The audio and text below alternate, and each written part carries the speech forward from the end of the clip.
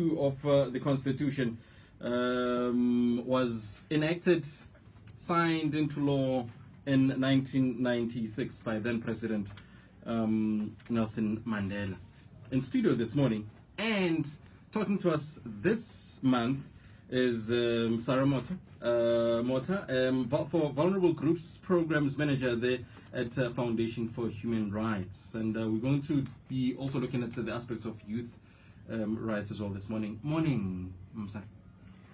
Sawona DJX na balalele makhaya. All right, namhlanje.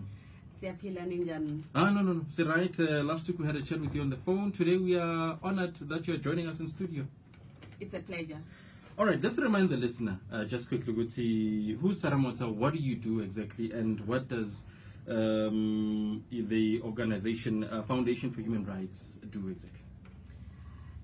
Sarah Mota is a Vulnerable Groups Manager at the Foundation for Human Rights, which is a grant-making agent that works in partnership with the Department of Justice and Constitutional Development to promote constitutional rights, awareness and education amongst vulnerable groups who are, amongst others, women, youth, children, people who are in rural areas, in peri-urban areas, and those that are in farm, including those that are affected by issues of race and xenophobia, amongst a few. So some of the programs you run under the foundation?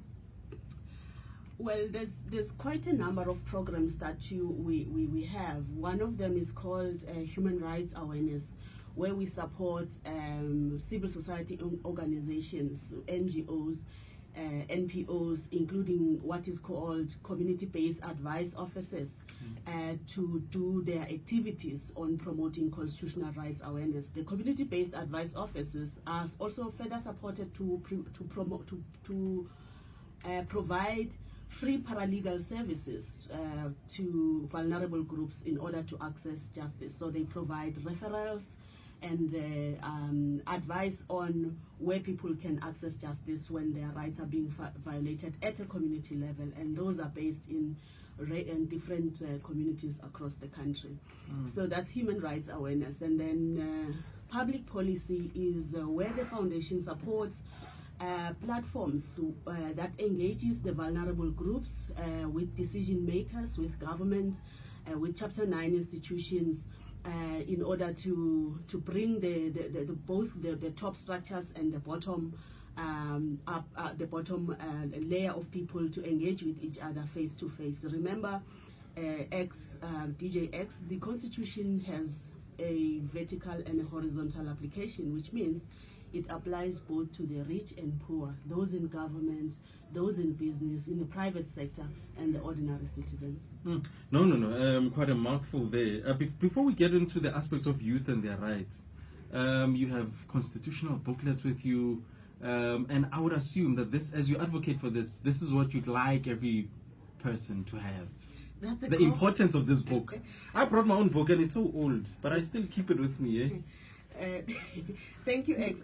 In fact, I brought you a few copies today, including the Sepedi version, the Chifenda, and the Setswana. Oh, lovely. Hopefully I can have more copies for isiZulu and bring it to you.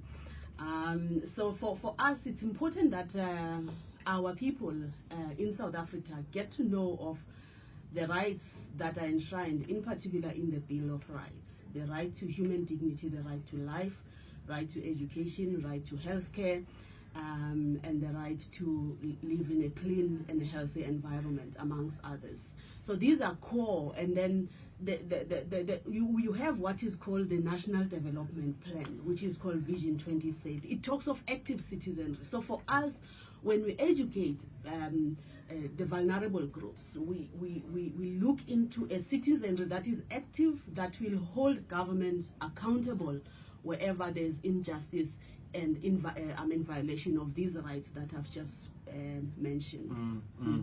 Let's touch on the aspect of youth rights. What are important aspects to know on youth rights? Another program, X, that we have at the foundation is called Youth Rights, Education and Innovations. So we realize that in South Africa you have a majority of population that is young, that is unemployed, marginalized and impoverished. So it's important that this core group of our population gets to know of their rights. Remember, if you talk of Human Rights Month, Sharpeville, you talk of a youth and women in those days who were active and took up on government to demand justice on a right, for example, freedom of movement, which was the discourse of the day. So young people are important in our work, so that when they are aware of their rights, they are able to hold government into account. In fact, at the foundation, we promote what is called a panel approach. It's an abbreviation for participation, accountability, non-discrimination, empowerment, subject to the rule of law. So when we work with young people, we make them participants. We don't tell them what their rights are, but we let them participate, define what rights are, and then we then act as animators in the process and share this book, which you really mentioned as the sort of the Bible, is the rule of law in the land. Even the president is subject to this booklet, which is the Constitution. What did you call that program again? You called it Youth? We call it Youth Rights, Education and Innovation. Education and Innovation. Yes, it's a national program that brings young people across diverse backgrounds, across diverse places of origin, together in order to find ways that they can empower themselves amidst a situation where unemployment amongst young people is high. In fact, the statistics the Statistician General's report of 2016, where he was profiling youth, is called youth social profiling, indicated very alarming and depressing statistics. For example, in Limpopo, 70% of young people are living under what is called the poverty line. 70%. So it really tells you of the depth of the problem that we're sitting with here as a country. Sarah, okay, I just want to get into the aspects of youth. As you sit here today, in our limited time, if you are to share with a young person on what their rights are, what they should be mindful of, what are those that you would share? In 2015, the country ratified the International Convention on Economic, Cultural, and Social Rights. It's a very important convention for young people in terms of the right to education, the right to work, the right to shelter, the right to healthcare.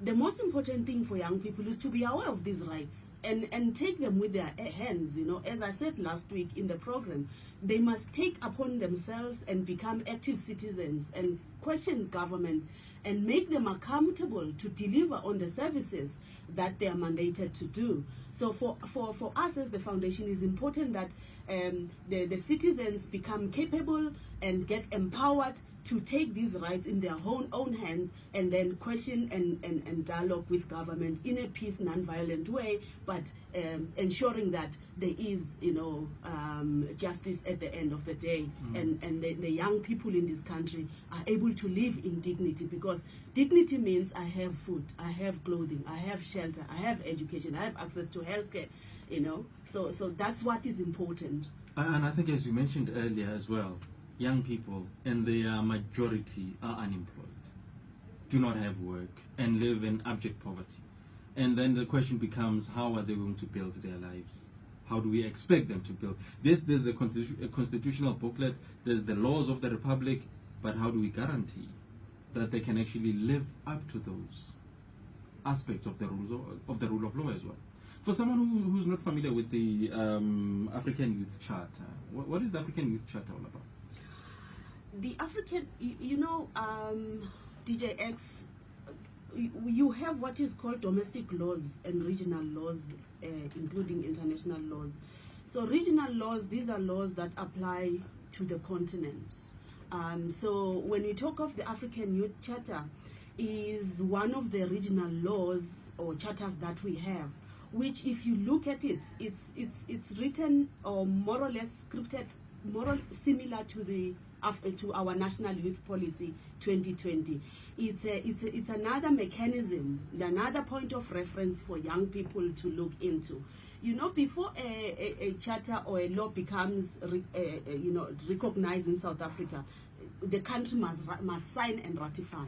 So the African Youth Charter is one of those laws or regional instrument that the country has made commitment that they will abide by the script of the African Charter. So the provisions in the African Charter, they are also applicable to the South African context, because South Africa has made commitments to that level to say we are embracing the African Charter.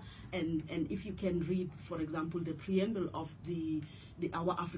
our National Youth Policy, it says we have borrowed most of the lines in our youth policy in South Africa from the African Youth Charter. Before I let you go, are you happy with some of the achievements of the Foundation for Human Rights in terms of young people and the programs you guys have?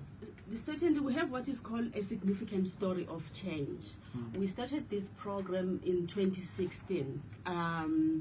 Remember, on last week I mentioned that this Socio-Economic Justice for All program was launched in December 2015.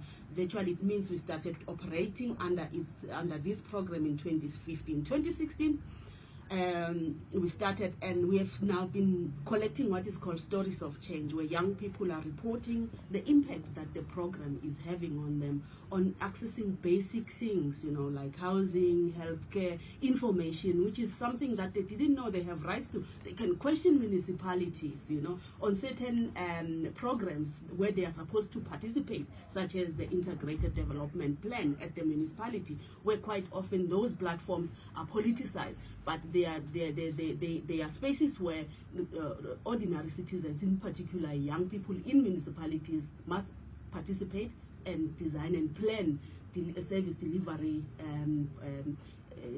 action points with municipal officials. Right, in studio this morning, joined by Sarah Mota, Vulnerable Groups Programs Manager at the Foundation for Human Rights. Out of time, Mota, but just quickly, young people or anybody, how do they engage with Foundation for Human Rights on any other aspects of your work, how you can assist them as well? Our programs are available on our website, which is www.fhr.org.za.